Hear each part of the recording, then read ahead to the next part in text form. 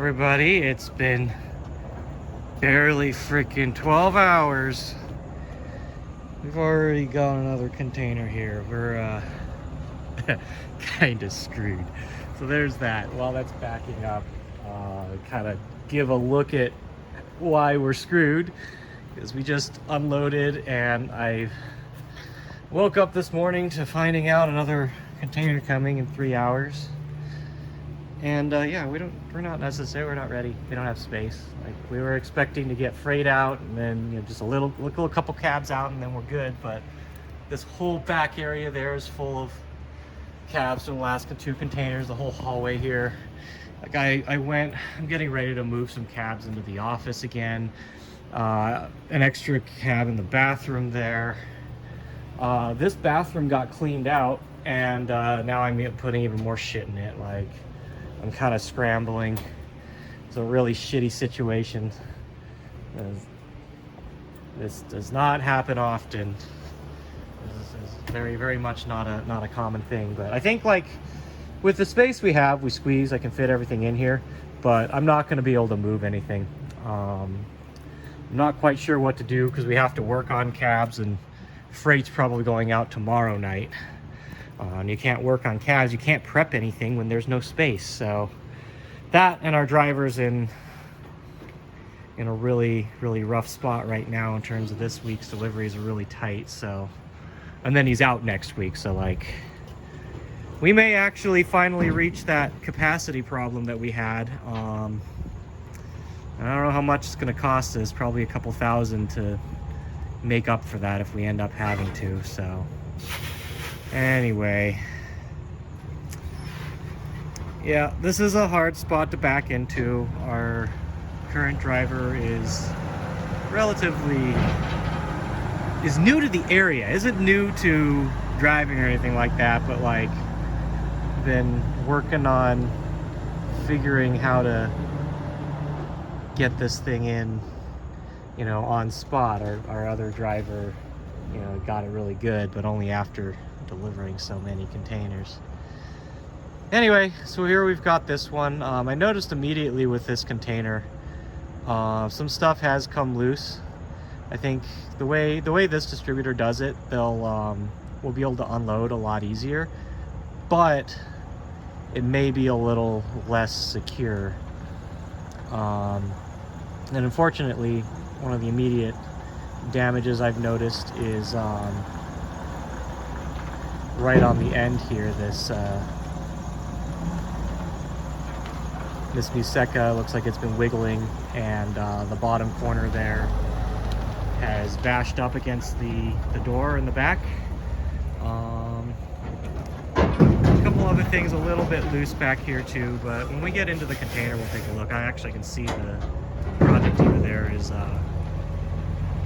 floating a little as well, so I might talk to them about that on future containers.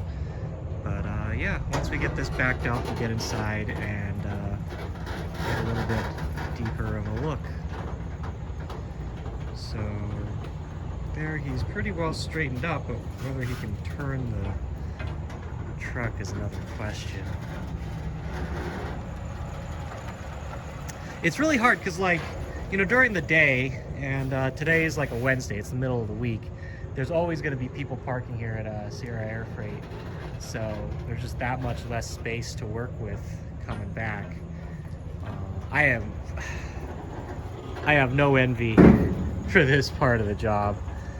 Let me push this dance. Yeah, the kicker was, like, I already started putting stuff on the dock for this week's freight. We weren't supposed to get a container until after freight went out. Yeah. I think you just need to stop closer. Oh, you're very close. He's got it pretty close now. He's just getting it perfect. I love it.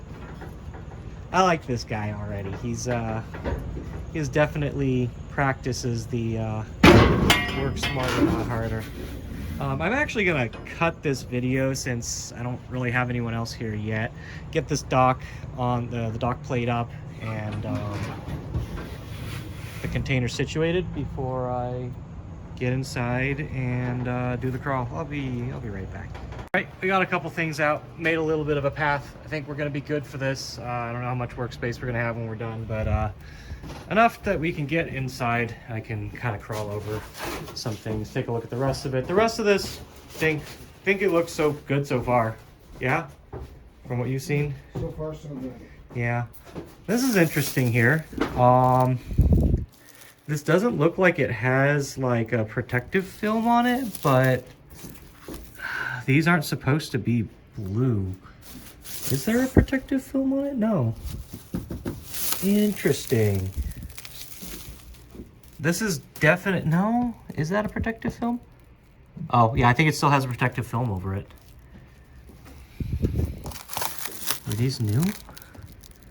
I don't know. Those aren't supposed to be blue. I don't want to peel too much to... Oh yeah, no, it has a protective film over it. Damn. That's actually pretty cool. But anyway, I'll get on in here and take a deeper look at everything. If I remember right, yeah, the header's on there. Okay, cool. Got a bunch of Project Divas, theater rhythms. Kind of skipped over it, but there's you saw it from the beginning. There's a Senor Nippon.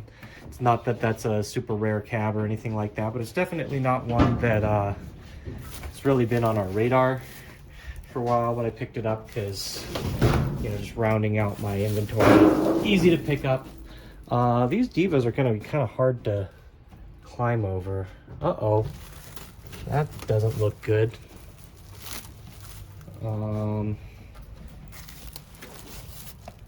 Hey, you want to help me pull some of this stuff out a bit?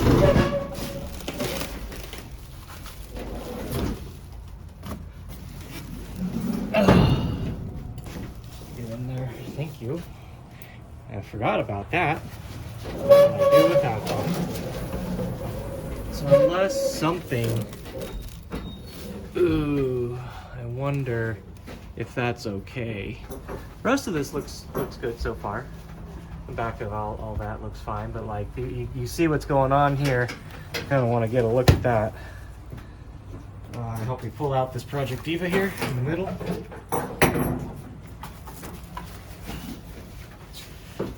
Just to get it out enough to... Oh, it's okay. It just fell over. Ooh, actually, extra stuff fell over. Keep going. I was worried it was bent, but this is at least still standing. And the thing behind it is an Egret II. Yeah, let's okay, next up I'm gonna pull out this jubeat.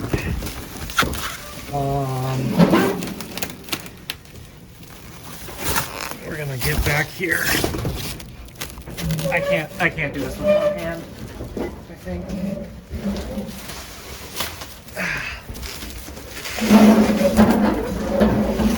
Okay.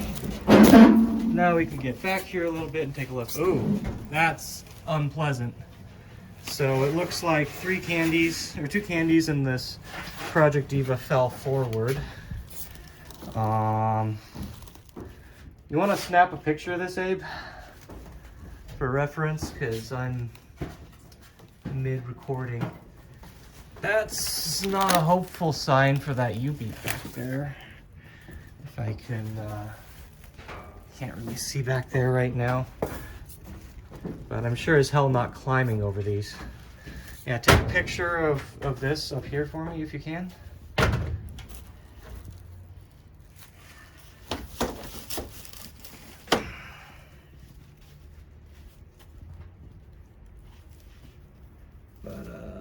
Yeah, I'm not sure how I'm gonna safely stand all this stuff up, but I should figure this out in pretty soon here. I might actually get up and crawl back there and kind of finish an inspection before we unload any further. Let me see here. You probably don't want to move this.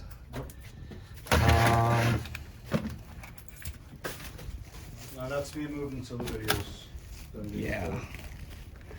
But anyway, to note also, there's a Puyo Puyo Quest here, which is, I'd never seen them before and whatnot, but okay.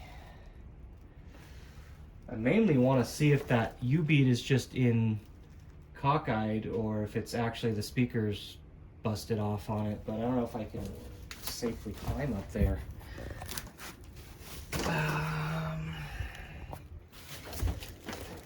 This is where I actually need to go. Oh nope, yeah, no, this jubeat fell over too here. Or the cube, yeah, the cube ripped off on this one. So that'll need to be repaired. I can't tell on that jubeat, and I don't know that with this cube down on this one, I don't even know if I can get back there without standing on these, which is a very bad idea. We might have to, I'm gonna, before I crawl into the back of this, we're gonna unload the front and try and get this situated, because this doesn't look safe to go back in right now. I'm worried because I can't see the cube on that one either. I feel like that cube might have broken as well, so yeah, we'll see. Hopefully the control panel on that Astro isn't cracked, or I don't know, because like this Astro is under it. So anyway, yeah, I'm gonna do a little more with this before going any further. I'll be right back. Okay, so we got these stood up. We got the other one out. We got the Egret out. Here we just got. Unfortunately, this is cracked, but you know, I personally, I'm keeping this cab, and of course that sucks. These translites are like over like $1,000 or something to replace or something, but at least it has one. And unlike literally I think 6 of the 8 Egret IIs that I got before, which had none at all, so you know, that can at least be, I've glued these together before and with super glue, and actually, you know, it seems they're pretty intact and they'll look fine. It just adds to the patina. But yeah, that's saved. That's fine. This is all scraped up, but that just needs to be repainted and it'll be fine.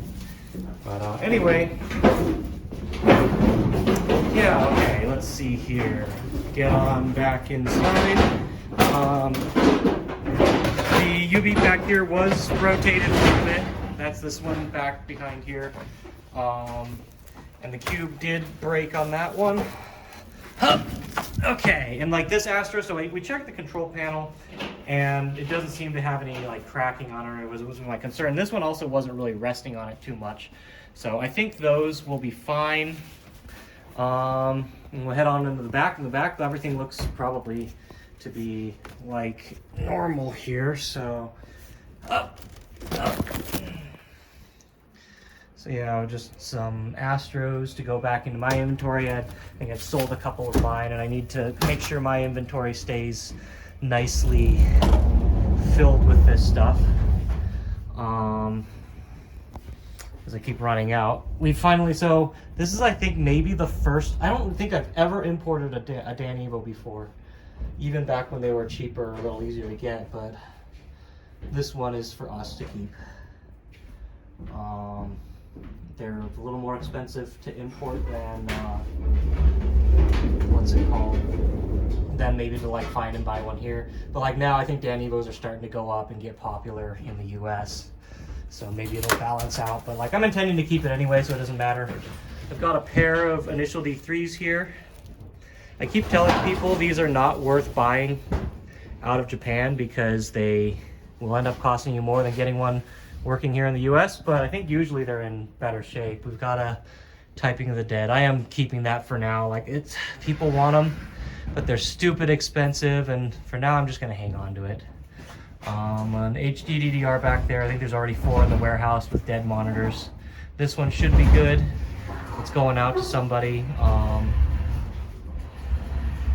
But yeah, I think that's it. And then one more Vic Trooper. So like some of the stuff that's on here, I ordered over a year ago, and like we've just been waiting for shipping prices to stabilize.